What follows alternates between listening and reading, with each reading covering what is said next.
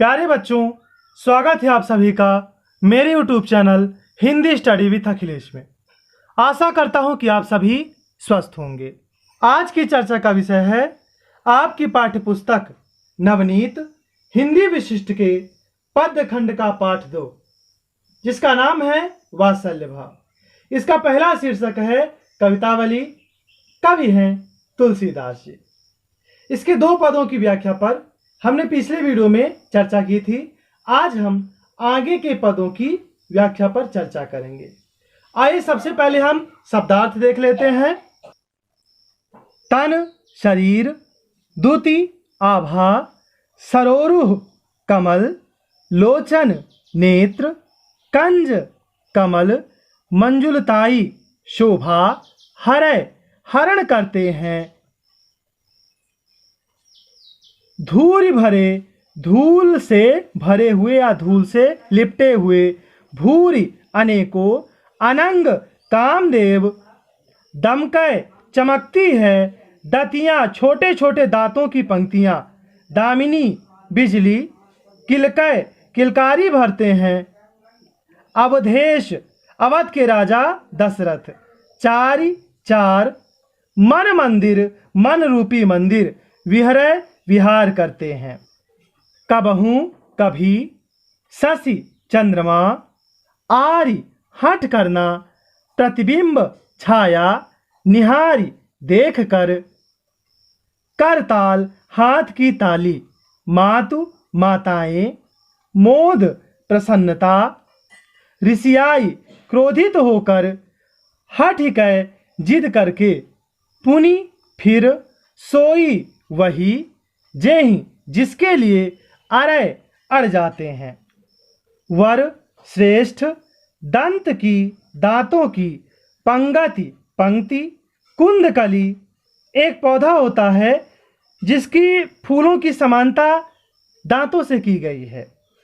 अधराधर ऊपर और नीचे के दोनों ओष्ठ, पल्लव पत्ते, चपला बिजली, घन बादल, अमोलन बहुमूल्य, लोल सुंदर, कपोलन गालों पर, न्यौछावरी न्यौछावर, प्राण प्राण, बलि बलिहारी।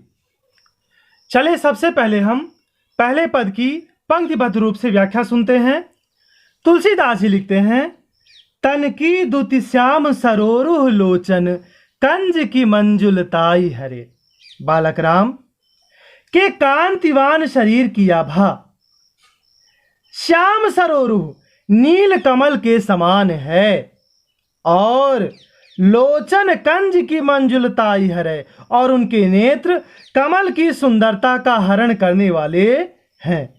तुलसीदास जी कहते हैं कि बालक राम के शरीर की आभा नील कमल के समान है, और उनके नेत्र कमल की सुंदरता का हरण करने वाले हैं। अति सुंदर सोहत धूरी भरे, धूल से लिपटे हुए बालक राम अत्यधिक सुशोभित हो रहे हैं। छवि भूरी अनंग की धूरी करे, और उनकी उस सुंदर छवि के समक्ष अनेकों काम देवताओं का सौंदर्य दूर रख दिया जाता है। धूल से लिपटे हुए बालक राम का सौंदर्य अत्यधिक सुशोभित हो रहा है, और उनके उस सौंदर्य के समक्ष सौंदर्य का प्रतीक माने जाने वाले काम देवता का सौंदर्य दूर रख दिया जाता है। दमकय दतिया दुति दामिन ज्यों, किलकय कल बाल विनोद करे। जब वे बाल विनोद करते हुए किलकारियां भरते हैं, तो उनके छोटे छोटे दांतों की पंक्तियां इस प्रकार चमकती हैं जैसे दुति दामिन, जैसे बिजली चमक रही हो। जब वे बाल विनोद करते हुए किलकारियां मारकर हंसते हैं, तो उनके छोटे छोटे दांतों की पंक्तियां इस प्रकार चमकती हैं जैसे बिजली चमक रही हो। अवधेश के बालक चारि सदा, तुलसी मन मंदिर में बिहरे। तुलसीदास जी कहते हैं कि अवध के राजा दशरथ के चारों सुंदर पुत्र मेरे मन रूपी मंदिर में सदैव विहार करते हैं। तुलसीदास जी कहते हैं कि अवध के राजा दशरथ के चारों पुत्र मेरे मन रूपी मंदिर में सदैव विहार करते हैं। मन रूपी मंदिर यहाँ रूपक अलंकार है। चलिए इसका हम सबसे पहले संकेत देख लेते हैं। संकेत कैसे लिखेंगे? सबसे पहले प्रारंभ के दो शब्द अर्थात तन की दुति, इसके बाद डैश लगाएंगे और फिर क्या लिखेंगे? में बिहरे। तन की दुति डैश लगाने के बाद में बिहरे। चलिए इसका हम संदर्भ सुन लेते हैं। संदर्भ क्या होगा? प्रस्तुत पद हमारी पाठ्य पुस्तक नवनीत से वात्सल्य भाव नामक पाठ के कवितावली नामक शीर्षक से लिया गया है, जिसके कवि तुलसीदास जी हैं। इसका प्रसंग सुन लेते हैं। प्रसंग क्या होगा? प्रस्तुत पद में बालक राम के मनोहर रूप सौंदर्य का वर्णन किया गया है। प्रस्तुत पद में बालक राम के मनोहर रूप सौंदर्य का वर्णन किया गया है। चलिए अब हम इसकी पूरी व्याख्या सुन लेते हैं। तुलसीदास जी कहते हैं कि बालक राम के कांतिवान शरीर की आभा नील कमल के समान है और उनके नेत्र कमल के सौंदर्य का हरण करने वाले हैं या कमल की सुंदरता का हरण करने वाले हैं। धूल से लिपटे हुए बालक राम अत्यधिक सुशोभित हो रहे हैं और उनकी उस सौंदर्य के समक्ष सौंदर्य का प्रतीक माने जाने वाले अनेकों काम देवताओं के सौंदर्य को दूर रख दिया गया है। जब वे बाल विनोद करते हुए किलकारियां मारकर हंसते हैं तो उनके छोटे छोटे दांतों की पंक्तियां इस प्रकार चमकती हैं जैसे बिजली चमक रही हो। तुलसीदास जी कहते हैं कि अवध के राजा दशरथ के चारों पुत्र उनके मन रूपी मंदिर में सदैव विहार करते हैं। चलिए अब हम अगले पद की व्याख्या पर चर्चा करते हैं। सबसे पहले हम इसकी पंक्तिबद्ध रूप से व्याख्या सुनेंगे। तुलसीदास जी लिखते हैं, कबहू शशि मांगत आर्य करे, कबहू प्रतिबिंब निहारी डरे। बालक राम कभी चंद्रमा को मांगने की हट कर लेते हैं तो कभी कबहू प्रतिबिंब निहार डरे, तो कभी आंगन के पानी में उसकी छाया को देखकर डर जाते हैं। तुलसीदास जी कहते हैं कि बालक राम कभी चंद्रमा को मांगने की हट कर लेते हैं तो कभी आंगन के पानी में उसके प्रतिबिंब को देखकर डर जाते हैं। कबहू कर ताल बजाई कह नाचत, मातु सबय मन मोद भरे। वे कभी हाथ से ताली बजाकर नाचने लगते हैं और उन्हें ऐसा करते हुए देखकर सभी माताओं का मन मोद भरे प्रसन्नता से भर जाता है। कबहू ऋषि आई कहे हठ के, वे कभी क्रोधित होकर हट कर लेते हैं। पुन लेते सोई, फिर वही लेते हैं जही लागी अरे, जिसके लिए उन्होंने हठ किया हो या जिसके लिए वे अड़े हुए थे। वे कभी क्रोधित होकर हट कर लेते हैं, फिर वही लेकर मानते हैं जिसके लिए उन्होंने हट किया हो या जिसके लिए वे अड़े हुए थे। अवधेश के बालक चारि सदा, तुलसी मन मंदिर में विहरे। तुलसीदास जी कहते हैं कि अवध के राजा दशरथ के चारों सुंदर पुत्र मेरे मन रूपी मंदिर में सदैव विहार करते हैं। तुलसीदास जी कहते हैं कि अवध के राजा दशरथ के चारों पुत्र मेरे मन रूपी मंदिर में सदैव विहार करते हैं। चलिए इसका संकेत देख लेते हैं। संकेत कैसे लिखेंगे? सबसे पहले प्रारंभ के दो शब्द अर्थात कबहू शशि, इसके बाद डैश लगाएंगे और फिर क्या लिखेंगे? में बिहरे। कबहू शशि डैश लगाने के बाद में बिहरे। इसका संदर्भ पहले वाले पद की तरह ही रहेगा, प्रसंग बदल जाएगा। प्रसंग सुनते हैं।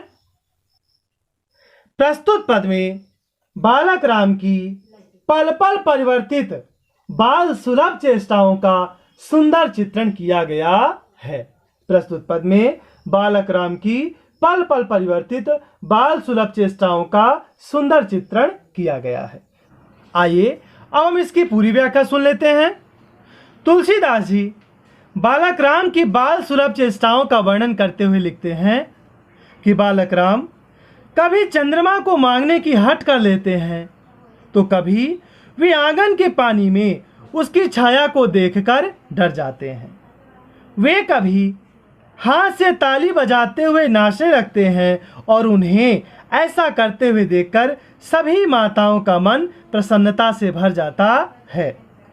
वे कभी क्रोधित होकर हट कर बैठते हैं और फिर वही लेकर मानते हैं जिसके लिए उन्होंने हट किया हो या जिसके लिए वे अड़े हुए थे।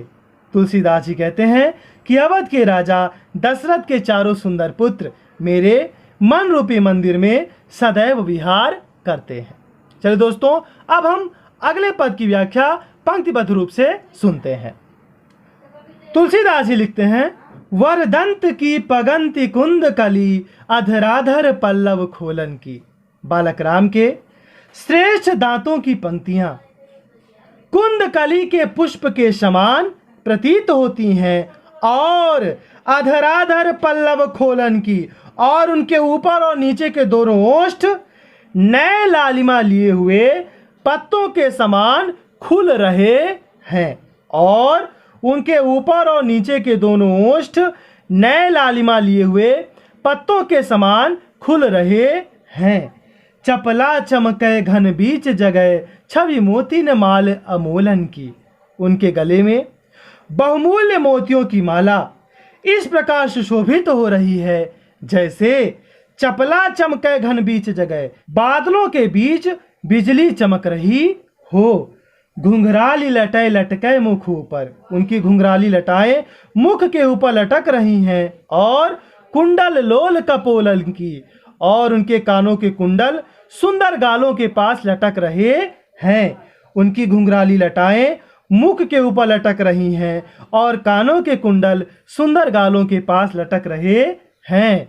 न्योछावरी प्राण करे तुलसी बलि जाऊं ललाइन बोलन की।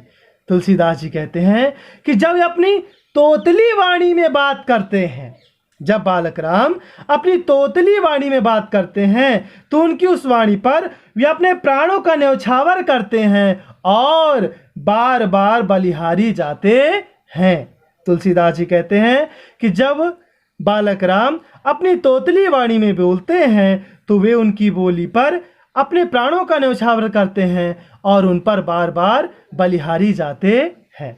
चलिए दोस्तों, सबसे पहले इसका संकेत देख लेते हैं। संकेत कैसे लिखेंगे हम? संकेत में सबसे पहले हम प्रारंभ के दो शब्दों को लिखेंगे, अर्थात वरदंत की। इसके बाद डैश लगा देंगे और फिर क्या लिखेंगे? बोलन की। वरदंत की डैश लगाने के बाद बोलन की। इसका संदर्भ पहले वाले पदों की तरह ही रहेगा, प्रसंग बदल जाएगा। प्रसंग सुनते हैं, क्या होगा प्रसंग? प्रस्तुत पद में बालक राम के सौंदर्य का अनुपम वर्णन किया गया है। प्रस्तुत पद में बालक राम के सौंदर्य का अनुपम वर्णन किया गया है। आइए दोस्तों, अब हम इसकी पूरी व्याख्या सुन लेते हैं। तुलसीदास जी कहते हैं कि बालक राम के श्रेष्ठ दांतों की पंक्तियां कुंद कली के पुष्प के समान प्रतीत हो रही हैं और उनके ऊपर और नीचे के दोनों ओष्ठ नए लालिमा लिए हुए पत्तों की भांति खुल रहे हैं। बालक राम के गले में बहुमूल्य मोतियों की माला इस प्रकार प्रतीत हो रही है जैसे काले घने बादलों के बीच बिजली चमक रही हो। उनकी घुंघराली लटाएं मुख के ऊपर आकर लटक रही हैं और उनके कुंडल सुंदर गालों के पास लटक रहे हैं। तुलसीदास जी कहते हैं कि जब बालक राम अपनी तोतली वाणी में बात करते हैं तो वे उनकी उस तोतली वाणी पर अपने प्राणों का न्योछावर करते हैं और उन पर बार बार बलिहारी जाते हैं। ठीक है बच्चों, आइए अब हम इन सारे पदों का विशेष देख लेते हैं। क्या विशेष होगा? पहला विशेष, शुद्ध साहित्यिक अवधी भाषा का प्रयोग। दूसरा रस कौन सा है? वात्सल्य रस।